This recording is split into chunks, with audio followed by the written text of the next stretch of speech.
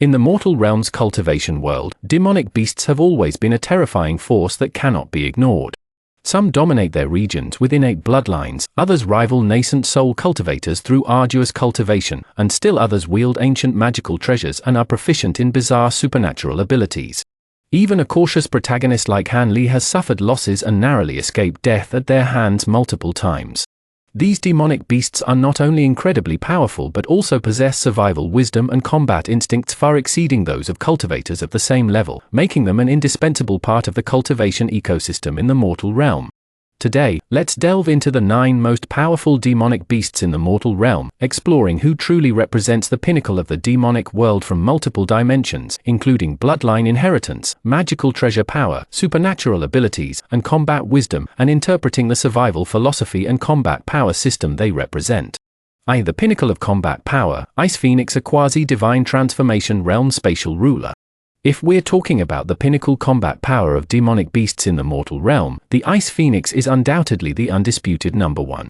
This ruler of the Icy Sea, possessing the rare bloodline of the Heavenly Phoenix, had long stood on the threshold of the nascent soul stage.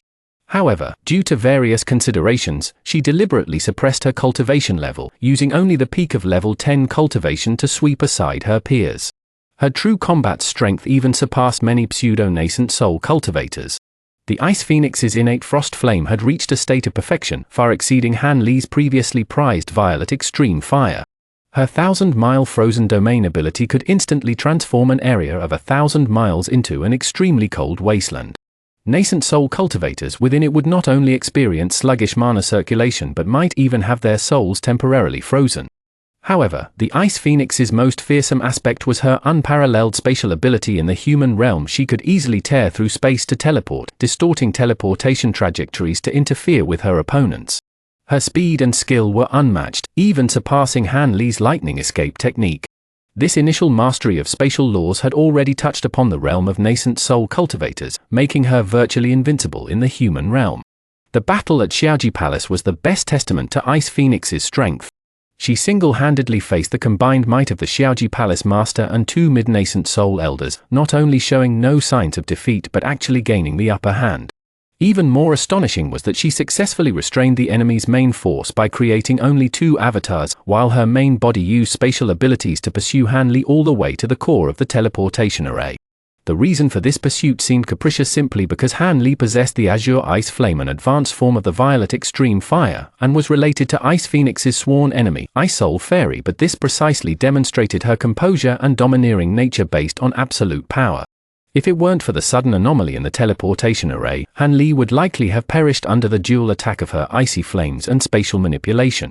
After this battle, Ice Phoenix's title as the strongest person below the quasi-nascent soul stage resounded throughout the human realm.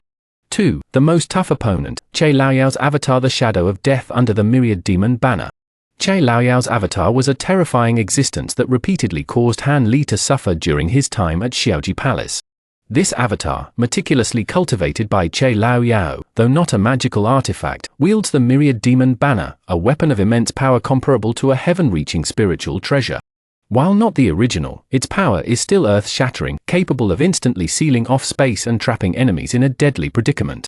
Han Li encountered this banner twice, both times facing life or death crises. The first time, he barely escaped thanks to the boundary-breaking talisman bestowed by Fairy Linglong. The second time, even using a combination of his trump cards, the 8 Spirit Ruler, the Spirit Transformation Talisman, and the Fire Cauldron, he was still utterly defeated, demonstrating its overwhelming might. The terrifying aspect of Che Laoyao's avatar lies not only in the strength of its magical artifacts but also in its unfathomable knowledge and strategy. It can instantly recognize the rare treasures Han Li brought from Kunwu Mountain and knows crucial information about spatial nodes. Its breadth of vision is astonishing. In the Xiaoji Palace incident, he was able to temporarily join forces with the proud and arrogant Bingfeng, forming a pincer attack on Han Li by 2 peak combatants. This ability to assess the situation far surpasses that of ordinary demon beasts. If Han Li hadn't been exceptionally quick-witted, using the spatial chaos caused by the Xiaoji Palace Master's self-destruction of the Void Spirit Hall to escape into the rift, he would likely have already become a newly added demon soul within the Myriad Demon banner. The existence of Che Laoyao's incarnation illustrates that top-tier demon beasts not only need formidable combat power but also profound wisdom. 3. Ultimate physical body, Golden Flood Dragon King, a flood dragon body that can withstand a heavenly spiritual treasure. The Golden Flood Dragon King of the chaotic star sea represents the epitome of demon beasts who have cultivated their physical bodies to the pinnacle. As a member of the flood dragon race, a spiritual beast of heaven and earth, its innate racial talents surpass those of most demon beasts. Furthermore, the Golden Flood Dragon King, through arduous cultivation of the bone refining technique, tempered its physical body to an unbelievable level. The most direct proof is this: when Han Li fully activated the heaven-reaching spiritual treasure, the three-flame fan, even a late-stage nascent soul cultivator like Master Yuanji would find it difficult to withstand a direct attack.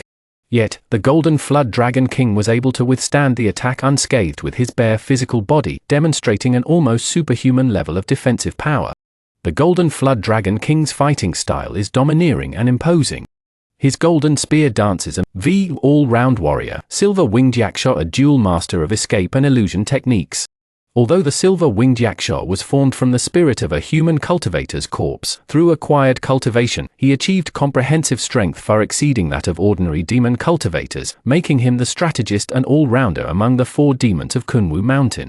He is proficient in both wind and earth escape techniques, and the speed of his silver wings flapping is as fast as lightning, comparable to Han Li's lightning escape technique. At the same time, he possesses immense strength and a powerful demonic body, making him difficult to harm with ordinary magical treasures. In terms of attack methods, he can unleash foul and chilling millennia-old corpse energy to corrode his opponent's magical artifacts and physical bodies, manipulate unpredictable evil soul threads to directly attack their souls, and possess illusionary magic enhanced by the evil moon illusion mirror, making him virtually impossible to defend against. His strength is already approaching that of a late-stage nascent soul cultivator. In the encounter at the Yin-Yang Cave, the silver-winged Yaksha demonstrated his terrifying reaping ability, instantly killing a mid-stage nascent soul cultivator while simultaneously trapping 2 opponents of the same level, achieving remarkable results.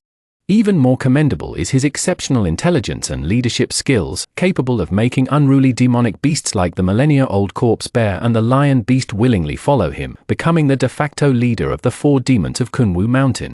If not for encountering an extraordinary being like the nascent soul ancestor of the Yuan Sha Saint ancestor in the Kunwu Mountain instance, with the silver-winged Yaksha's strength and temperament, he would have been fully capable of establishing a demonic cultivation force in the human realm and achieving the title of a hegemon. 6. The treacherous overlord, the 10,000-year corpse bear, holder of a counterfeit spiritual treasure and schemer. The 10,000-year corpse bear was originally a spirit beast of an ancient cultivator. After countless years of spiritual cultivation, it eventually became the vice master of the 10,000 Demon Valley, its life a legendary tale of a demon beast's rise to power.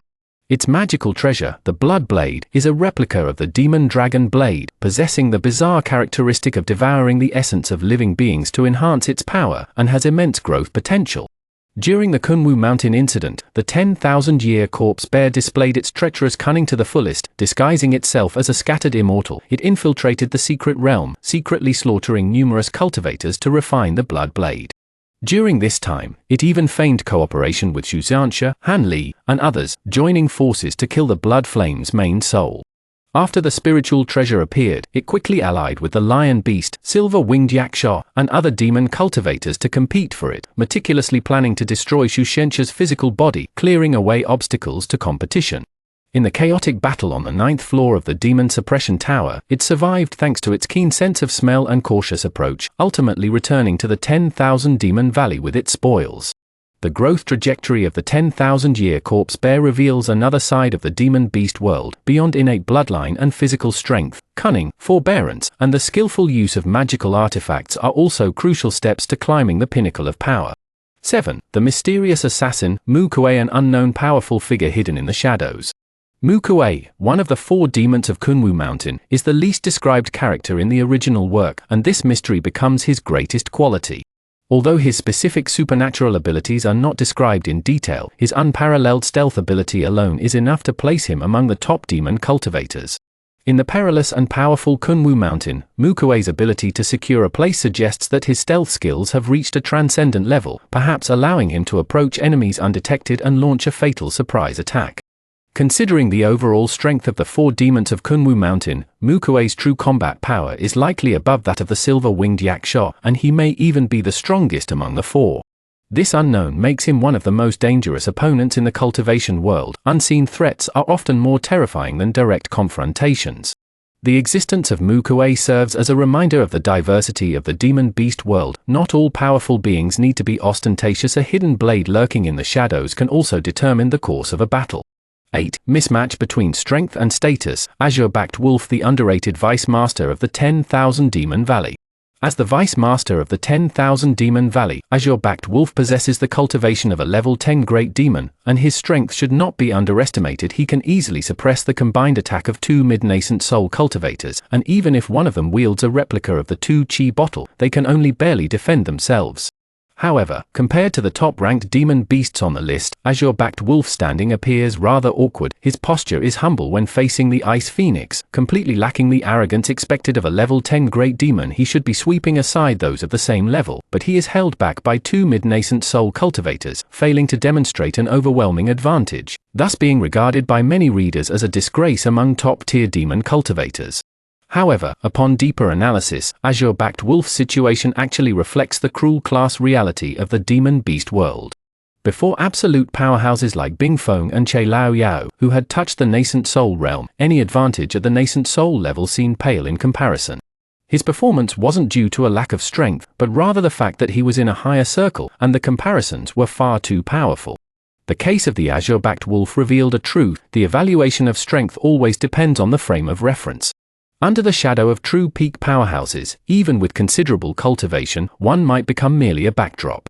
9. The shackles of intelligence. The lion beast, an ancient ferocious bird possessing only brute force. As the inheritor of the bloodline of an ancient ferocious bird, the lion beast possessed a body harder than refined iron, and its innate sonic attacks were terrifyingly powerful.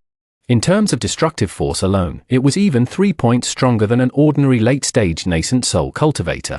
However, its fatal weakness was also extremely obvious: limited intelligence, inability to transform into human form, and reliance on instinct rather than strategy in combat. The most typical example is its inability to defeat the spirit rhinoceros peacock ridden by Master Shu, and its wounding by a single blow from Elder Yi, who wielded the black blood blade, completely losing the intimidating presence befitting an ancient ferocious bird. Among the 4 demons of Kunwu Mountain, the lion beast often followed the silver-winged yaksha and the 10,000-year-old corpse bear, playing the role of a henchman charging into battle. It possessed immense brute strength, but its lack of intelligence prevented it from planning independently and becoming a true master of power. The lion beast's tragedy lay in the fact that while its innate bloodline granted it a powerful start, its limited intelligence locked away its path to advancement, ultimately reducing it to a pawn in the game of the powerful. Its existence serves as a warning: on the heaven-defying path of cultivation, intelligence and comprehension are sometimes more crucial than innate talent. Summary: the 3 dimensions of monster power and their survival philosophy. Looking at the top monsters in the human realm of A Record of a Mortal's Journey to Immortality, their core power can be summarized into 3 pillars: innate bloodline such as the Ice Phoenix's Heavenly Phoenix True Blood and the Golden Flood Dragon King's Flood Dragon Body; top-tier magical treasures such as Che Laoya's Myriad Demon Banner and the 10,000-year Corpse Bear's Blood Blade; and unique supernatural abilities such as Guiling's Absolute Defense and the Silver Winged Yaksha's Dual Cultivation of Escape and Illusion. These 3 factors often intertwine and overlap, jointly forging their dominant position. However, what truly determines whether a monster can rank among the top is often a 4th key element: intelligence and strategic vision. The Ice Phoenix's dominance stems not only from its overwhelming strength but also from its understanding of spatial laws and strategic choices. Che Laoyao's terrifying transformations are also inseparable from his cunning and calculating planning abilities. In contrast, the lion-like beast, possessing brute strength but lacking intelligence, ultimately falls short of being considered refined. The azure-backed wolf, though powerful, is limited by its strategic scope, making it ineffective in higher-level competition. These demonic beasts are not only crucial whetstones on Han Li's path to immortality but also vivid reflections of the cultivation ecosystem in the human realm. Their existence enriches the worldview of A Record of a Mortal's Journey to Immortality, making the law of the jungle survival of the fittest more three-dimensional and profound. From the Ice Phoenix's aloof arrogance to the Che Lao Yao's profound cunning, from the Golden Flood Dragon King's domineering ferocity to the Silver-Winged Yaksha's wisdom and courage, each top-tier demonic beast represents a survival strategy and a philosophy of power. So, in your opinion, how would you rank the combat power of demonic beasts in the human realm? Is the Ice Phoenix's spatial magic unparalleled, or is the Che Lao Yao's myriad demon banner more breathtaking? Which is superior, the Golden Flood Dragon King's physical ascension to sainthood or the Gui Ling's absolute defense? Does the Silver-Winged Yaksha's all-around development hold greater potential? Feel free to share your insights in the comments section and let's explore this fascinating yet dangerous world of monsters together.